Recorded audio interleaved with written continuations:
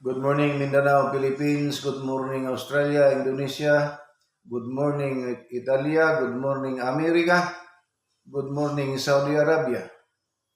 Maraming salamat po mga kapatid, mga kaibigan, sapagkat isang linggo na naman sa ating mga buhay. Tayo'y nandito pa rin sa bahay-sambahan para makapagsamba at makipag-usap tayo sa ating Amang Diyos. Ang ating paksa ngayon ay ganito. Bakit po nangyari ang malaking sunog doon sa Los Angeles, California? Matagal na po kasing wala na ang mga anghel doon sa Los Angeles. Kasi po tinatawag sila na Los Angeles sapagkat nawawala na po ang mga anghel. Ang mga angel, nawawala na. Pinabayaan na sila ng ating Amang Diyos sapagkat ang mga tao nga nandyan, ang kanilang mga hanap buhay at ang kanilang mga pamumuhay labag sa kautusan ng ating Amang Diyos. At ang kanilang mga sinusunod, ang kanilang sariling kagustuhan. Yung Los Angeles, California, biro mo, lahat ng mga Hollywood aktor nandiyan nakatira. Kung naalala po ninyo yung sinasabi ko nung una na susunugin talaga ang tao at ang gawa sa kamay ng tao. Di ba yung mga bahay, sino ang gumawa ng mga bahay nila? Di ba ang tao? Gawa yun sa kamay ng tao. Matagal na po akong nagsasabi, lalo na ngayon sa taon na ito. Marami ang mga sakuna, maraming kahirapan, at matitindi ang madadatnan ng mga tao. Nandyan ang mga lindol, nandyan ang mga pagsusunog, nandyan ang pagputok ng mga bulkan. Biro mo, kapatid, kaibigan, doon sa Los Angeles, California, saan kayo makakita? Isang kidlat mula sa lupa, paitaas, papuntang langit.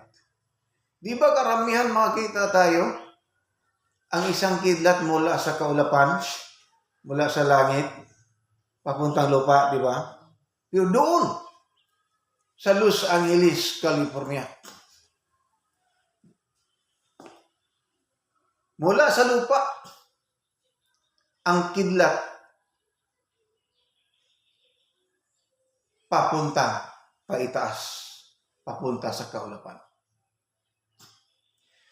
At nakita sa mga drone camera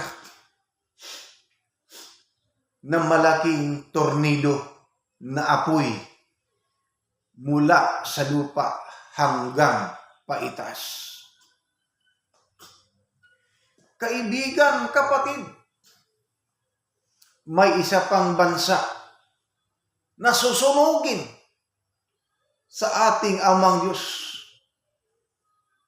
sapagkat ang mga tao dyan wala na silang sa matinong kaisipan ang kanilang mga ginagawa, ang kanilang mga pagsamba na ginagawa ng Satanas na yan.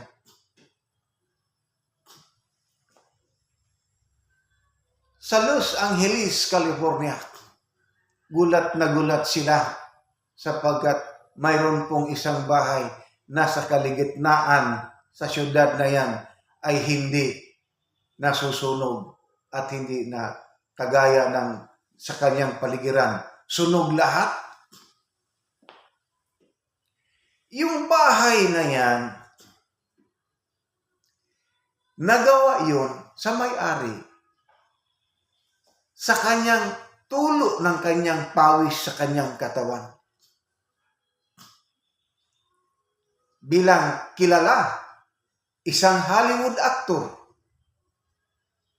na mataimtim siyang nanalangin sa ating Amang Diyos. Lalo na ngayon,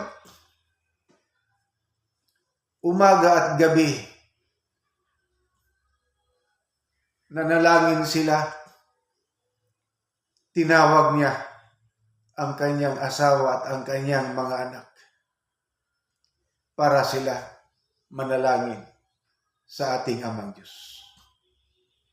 Yun katindi ang panindigan sa tao na yan, yung may-ari ng bahay na yan. At ano ang ginawa ng mga pare? Ang sabi nila, makikita ninyo sa social media, ang sabi nila, isa daw bahay ng Katoliko yan. Oh. Mayroon ding ibang nagsasabi, bahay ng born again yan. Mayroon pang ibang nagsasabi, 70 Adventist daw yan, yung bahay na yan. Naku po, hindi po yun totoo.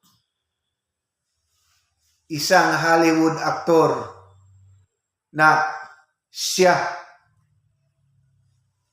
ang kanyang mga ginagawa na itatayo niya ang kanyang sariling bahay sa kanyang tulo, sa kanyang pawis ng kanyang mukha, sapagkat tinupad niya ang utos ng ating Amang Diyos. Kakain ka mula sa iyong tinulo, sa tulo ng iyong pawis ng iyong mukha, sapagkat ikaw ay tao. Uuwi ka sa lupa kasi kinuha ka mula sa alabok at doon ka rin sa alabok papauli, papunta. Yun, ginagawa niya yun. Tingnan mo, yung mga nagkukutya ng ating Amang Diyos. Baliwala sa kanila ang ginawa ng ating Amang Diyos.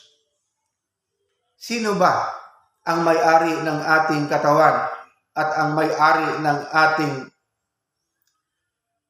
lakas? Di ba ang ating Amang Diyos?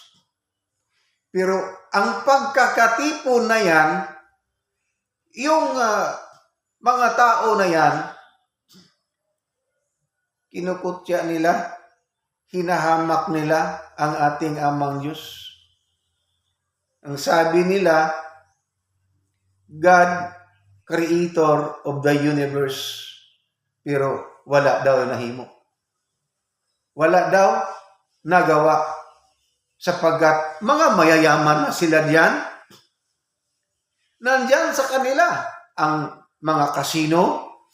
Nandyan sa kanila ang lahat ng mga sugal. Nandyan sa kanila. Ngayon, ano ang biro mo, ilang araw lang yun? Pagkatapos nung kinukutya nila ang ating Amang Diyos, yun, sinunog sila. Ang mga bahay nila, mga mamahaling sasakyan, mga mamahaling bahay, wala na. Sinunog lahat. Yun din tayo dito. Papaano mo magawa na yung mga kagamitan mo? Gusto mo nga angkinin yan? Hindi mo maangkin yan? Hindi ikaw ang may-ari niyan. Ang may-ari niyan ang ating Amang Diyos. Yan ang totoo. Nung naghitak na ang mga kasalanan nung una. Ito, aking parang nalimutan na kasi ng iba.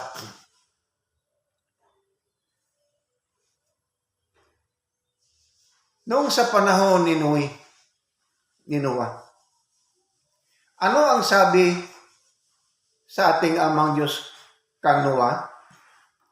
Noah, gumawa kayo ng arka sapagkat lilipunin ko, lululupan ko ng tubig ang buong sanglibutan, ang buong daigdig.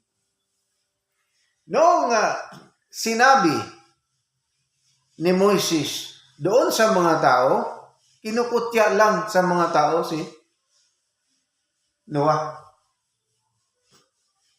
Ang sabi nila, tolero na daw si Noah sapagkat siya ay matanda na. At sabi ng mga tao, naging bubo na siguro yun si Noah. Maraming kahoy dito sa patag. Pero bakit doon pa sa bukid? Sa talipukpukan ng bukid, gumawa ng arka? Sapagkat iyon ang sabi. Yun ang utos ng ating amang Diyos doon kay Noah. Noon, bumaha, umulan, bumaha. Ang mga tao, silang lahat na gumagawa ng mga kasalanan, silang lahat na gumagawa ng mga kasamaan. Nangamatay sila, nangalunod sila. Ang naliligtas, ang pamilya lamang ni Noah. Noong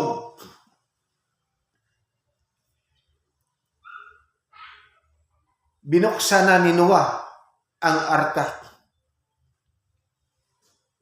lumabas na ang mga hayop. Tinawag ng amang Diyos si Noah. Noah, ano ang sagot ni Noah? Opo, amang Diyos. Bakit po naririnig ko po ikaw? Nakita mo ba itong rainbow? Itong bangaw? Opo, nakita ko po. Ito ang palatandaan, sabi ng amang Diyos, ito ang palatandaan na hindi ko na hukuman ang daigdig, ang sanlibutan ng tubig. Ang ibig sabihin, wala nang lunot. Wala na. Huhukuman ko na ang sanlibutan sa dagatang apoy. Ngayon, mula kay Noah, dumarami ang mga tao. Dumarami ang mga tao. Yung asawang lalaki sa panganay na anak na babae ni Noah, ang tawag niya si Babil. Ang sabi, ang utos ng ating amang Diyos kay Babil, go to the world and multiply. Sapagkat sa panahon na yan, wala pang mawala ng mga tao ang mundo. Ang sanglibutan, wala pang mawala ng mga tao maliban sa pamilya ni Noah. Ngayon, tinupad ba ni Babil yung utos ng amang Diyos na lumakad kayo sa buong daigdig? Magpalaganap kayo ng lahi ninyo. Sapagkat wala ng tao sila maliban sa kanila. Hindi tinupad ni Haring Babil ang utos ng ating amang Diyos. Ang ginawa niya, nagtayo siya ng napakataas, napakahabang turi.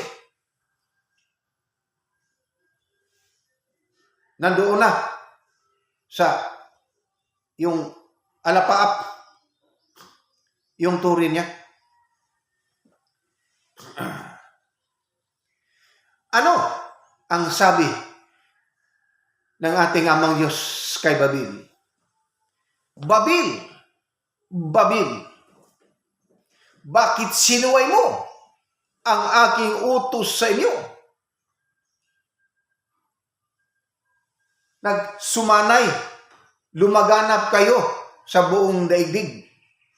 Go to the world and multiply gani. Kinuha ni Babil yung palayok niya, yung gapasan, yung pana niya, pinana niya. Yung alapaap, nandiin nagmumula, doon nagmumula ang tinig ng ating amang Diyos. Akala ni Babil, akala ni sa tao, na kaya niya.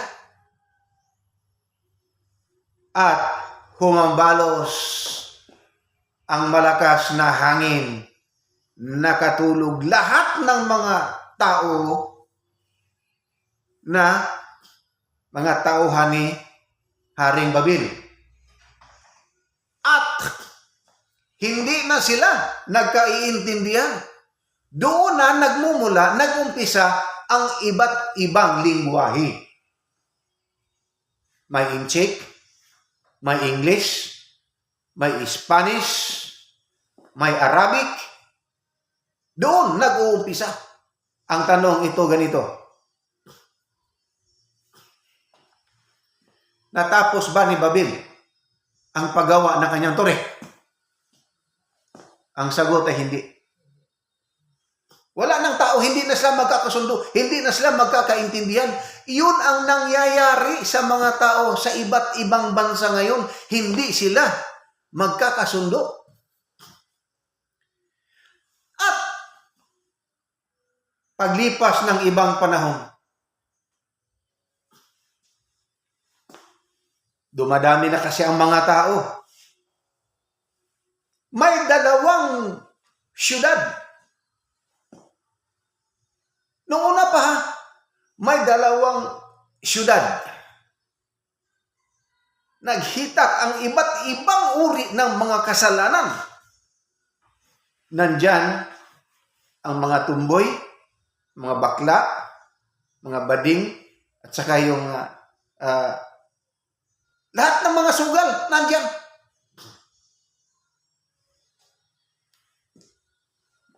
Higala, kaibigan, kapatid, tandaan mo ito. Sa maraming tao, biro mo 2 syudad, hindi 100 ng tao lang nakatira dyan. Di ba? Hindi 1,000 lang. Marami. Ano ang sabi ng ating amang Diyos doon kay Lot? Itong si Lot may takot sa ating amang Diyos. Kasi itong si Lot, apo ito ni Abraham. Alam na natin na si Abraham at ang kanyang asawa, sila ang katumanan sa saad sa amang Diyos, pinaagi sa ila. Milokop ang tao sa tibuok kalimutan. Kaibigan, kapatid, tandaan mo ito. Isang pamilya lamang.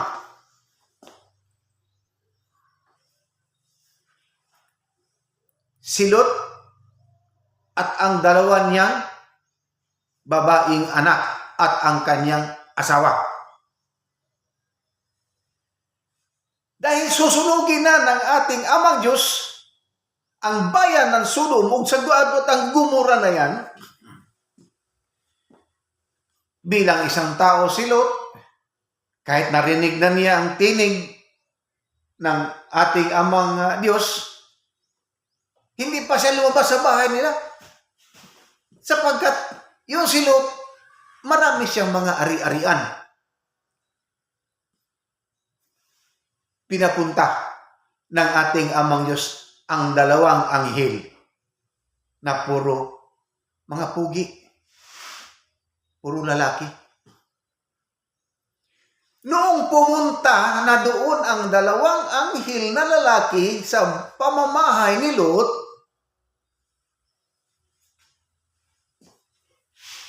kinuyog ng mga tao. Maraming tao doon sa bahay ni Lot. Ang sabi nila, Lot, ipalabas mo yung mga bisita mo, yung dalawa. Makipag-6 daw sila. Yun din ang nangyayari dyan sa Los Angeles, California. Marami silang pira sa Los Angeles, California. Noong hindi makalabas sa pamamahay ni Lot, si Lot at ang kanyang pamilya, ang ginawa ng Diyos sa mga tao doon sa labas, binulagan ang kanilang mga mata. Yun din ang nangyayari ngayon. Binulagan ng ating amang Diyos ang mga mata ng tao. Binulagan sila sa katotohanan, sa tunay na mga salita ng ating amang Diyos. At noong nabulag na ang mga tao doon sa pamamahay ni Lot, nakalabas na si Lot at ang kanyang pamilya, kasama na yung dalawang anghel. May utos ang ating amang Diyos. Huwag kayong lumingon. Ngayon, lumingon yung asawa ni Lot at namatay, naging haliging asin.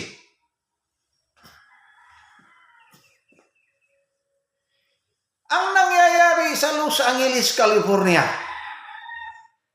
mga mamahalin ang kanilang mga bahay, ang kanilang mga sasakyan, ang kanilang mga ari-arian. Lahat natupo ng dagat-dagatang apoy.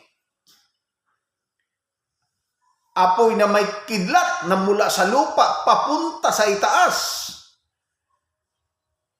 At tornidong apoy mula sa lupa papunta sa itaas. Hinambalos yung tinatawag nilang Santa Ana na hangin doon sa kanila. Yun, nasunog lahat. At ang mata ng tornado na apoy nasa gitna yung bahay na hindi nasusunog. Lahat sa paligid sa bahay na yan, lahat ng kalye nasusunog. Mayroon pang isang tao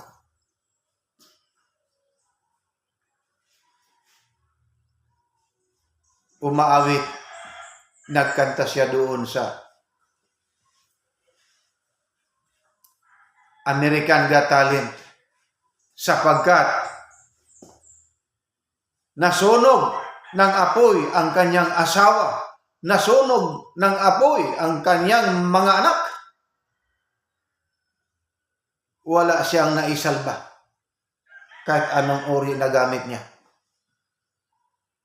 Noong nag-awit siya, nagkanta siya doon sa American Got Talent, lahat ng mga taong nakarinig sa boses niya, umiiyak sila. Kaibigan, kapatid, nagsabi na ako sa iyo noong una pa, magbulay-bulay ka, magmilay-milay ka na sa iyong sarili sapagkat malapit at malapit na ang araw ng paghuhukom. Susunugin at susunugin ng ating amang Diyos ang lahat ng taong gumagawa ng mga kasalanan. Magnanakaw ka? Yun ang nangyayari ngayon dito sa ating bansa. Ninakaw nila ang salapyang pera ng taong bayan. At tingnan mo dyan sa Kongreso, may mga pastor, mga artista, at may pari. Tingnan mo parang asong banal. Pero tingnan mo, siya pa ang nagpapa-impeach, nagpahil ng impeachment complaint kay Inday BP Sara. Sa Kongreso, makita mo ang kanyang rosaryuhan. Makikita mo talaga na siya ay isang pari o pastor. Akala nila maliligtas na sila sa mga ginagawa nila. Sino ba ang nangungutya ng ating Panginoong Hesukristo?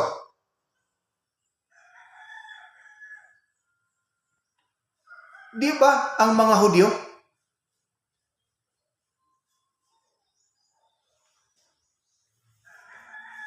Sino ang nagdakip sa ating Panginoong Hesukristo? Di ba mga Hudyo?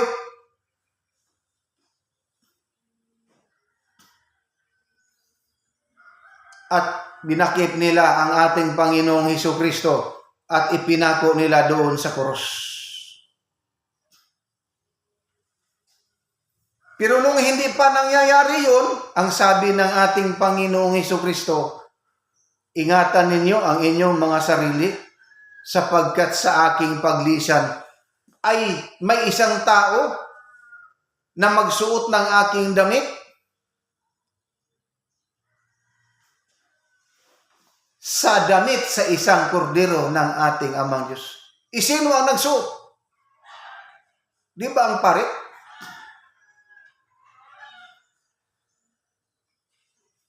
Yun ang mga nangyayari. Iniisa-isa ko sa inyo mula noon sa kasaysayan ni Noah, sa kasaysayan ni Lot, at sa kasaysayan ngayon. Ang puot ng ating Amang Diyos. Pero kaibigan, kapatid, maniwala ka sa akin. Ang ating Amang Diyos, napakabait. Mahal na mahal ng ating Amang Diyos ang tao sapagkat siya ang lumikha nito. Siya ang nagbigay sa ating buhay at sa ating lagas. Ano lang ang ginawa ng tao? Hindi niya sinusunod ang kautusan ng ating Amang Diyos. Pero tandaan mo, kaibigan, kapatid, kahit naligaw na ang tao sa sobrang kasalanan, sapagkat yun ang ginagawa ni Satanas. Nagpadala ang ating Amang Diyos ng isang tao na tatawaging Hesukristo. Sa buong daigdig, sa buong sanlibutan, walang tao na Hesukristo ang pangalan. May Jesus, pero hindi Kristo. Nabunyag lang, naibunyag sa kanyang panganak na ang pangalan nito, ang tao nito, ang bata nito ay Jesus. Pero hindi siya Hesukristo. Marami. Bakit ipinadala ng ating Amang Diyos ang Panginoong Hesukristo? Para po mailapit ni Hesukristo ang Diyos, ang tao papunta sa Diyos sapagkat mahal na mahal talaga ng Diyos ang tao. Yun po ang totoo, ito po ang totoo. Iba po ang nagbigay. Sino po ang nagbigay? Ang ating Amang Diyos. Sino po ang ipinadala, ang binigay? Ang ating Panginoong Hesukristo. Yun ang totoo. Ngayon, may mga pari, makita ninyo sa YouTube, sa Facebook, makita ninyo na yung mga pari na nag-utos na susunugin na daw ang mga imahe, ang mga rebulto. Sinusunog na nila. Sapagkat alam na nila na magagalit talaga ang ating amang Diyos sa mga imahe o sa mga rebulto.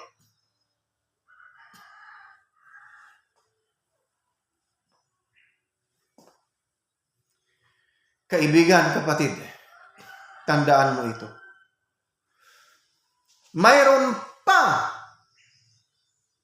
ibang bansa na susunogin at susunogin ng ating amang Diyos.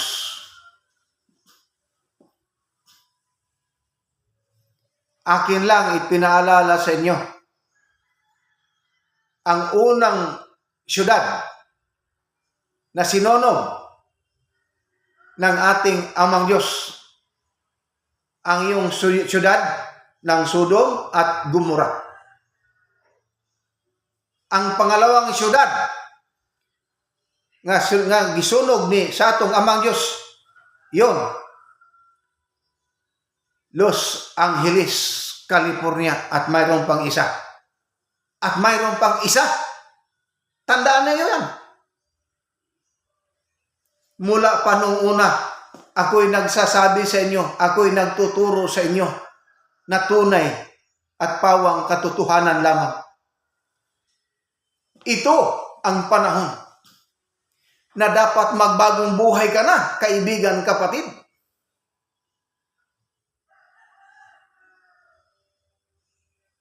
Hindi mo madala sa langit yung lupa mo, yung pira mo, yung ginto mo, yung ari-arian mo. Hindi mo madala sa langit yan. At tumingin kayo sa mga nangyayari doon sa Los Angeles, California. May maraming mga taong nangamatay, nagsusuot ng milyon ang halaga ng kanilang mga relos. May mga milyon, mga Mercedes-Benz na mga sasakyan nila. Sapagkat yung Los Angeles, California, nandyan po nakatira ang mga Hollywood actor. Di ba noong una pa, noong nakaraang taon pa, nagsabi na ako sa inyo na yung Big Five na mga religion, nandyan, naging membro nila ang mga Hollywood actor. Kung natatandaan pa ninyo, yun, yung una, yung sinabi ko. Di ba? Nagsabi na ako noong una pa. Pero may Hollywood actor.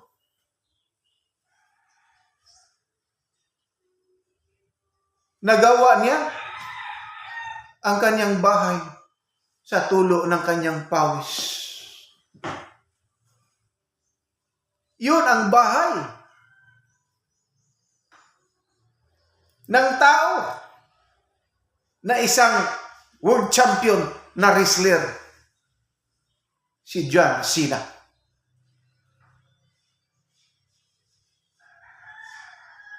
Ang tao na yan may takot sa ating amang Diyos. Kung sino ang gustong maghingi ng magkailangan ng kanyang tulong, tinutulungan niya. Yun ang tao na yan. Katulad din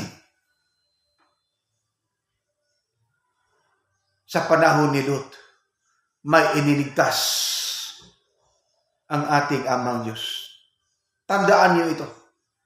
Sino ang iniligtas ng ating amang Diyos? Si Lot at ang kanyang pamilya. Yun nangyari sa Los Angeles, California. Yun si John Cena na yan. Iniligtas ng ating amang Diyos. At ang tao na yan, isa sa 144,000 ng mga anak ng ating amang Diyos na maliligtas at marami pang iba sa iba't ibang dako ng mundo.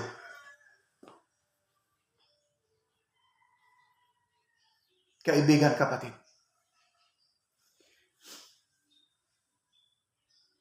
tandaan mo, walang magagawa ang iyong kapangyarihan Hindi mo madala sa langit yan. Yung kayamanan, yung mga pilak at ginto mo, hindi mo madala sa ibabaw ng langit. Kundi, ang madadala mo, ang iyong sarili, kalooban lamang. Walang ama na makaligtas sa kanyang sariling anak. Walang anak na makaligtas sa kanyang ama. Kundi ang bawat isa sa atin ang siyang makaliligtas sa kanyang sariling kaluluwa.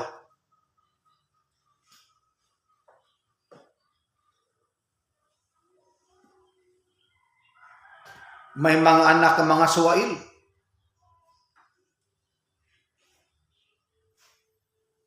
Hindi nila pinakinggan ng kanilang ama. Sinasabihan pa sila ng kanilang ama, huwag kayo magpatato sapagkat magagalit ang ating amang Diyos sa mga nagpatato. Nagpatato sila. Sinabihan sila ng kanilang amang, huwag kang maging bakla, huwag kang maging bading, sapagkat malaking kasalanan sa harap ng ating amang Diyos ang mga bading hindi maliligtas. Anong ginawa ng mga anak na yan? Naging bading sila, ang iba naging tumboy sila, ang iba nagpatato sila. May mga tao pa, sinisiraan nila ang kanilang mga kapitbahay. Naiinggit sila sa mga ginagawa ng kanilang kapitbahay. Sinisiraan nila. Pero kapag maharap mo siya, bait-baitan talaga yan. Magbait-baitan sa iyo. Karap mo kasi. Pero pagtalikod mo na, sisirain at sisirain kanila. Ikaw ang magiging sumsuma nila. Yun ang mga tao ngayon. Wala sa matinong pag-iisip. Gusto nila ng mga kalayawan. Ganon din ang mga apo ngayon, gusto nila sa kalayawan. Masasaya sila kapag sila'y lumalakad ng gabi. Kapag sa araw, matutulog sila. Parang mga aswang, ano?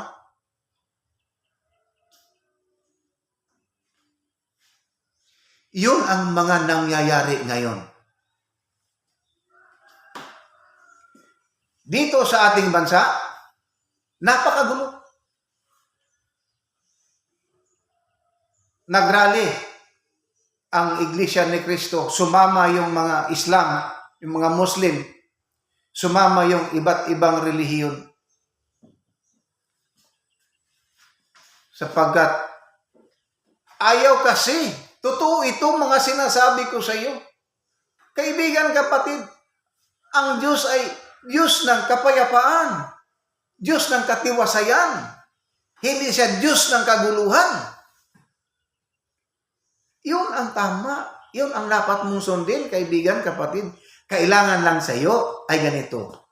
Magmilay-milay ka, magbulay-bulay ka, baguhin mo ang iyong sarili, huwag ka nang gumawa ng kasalanan. Huwag ka nang magmura. Yun lang.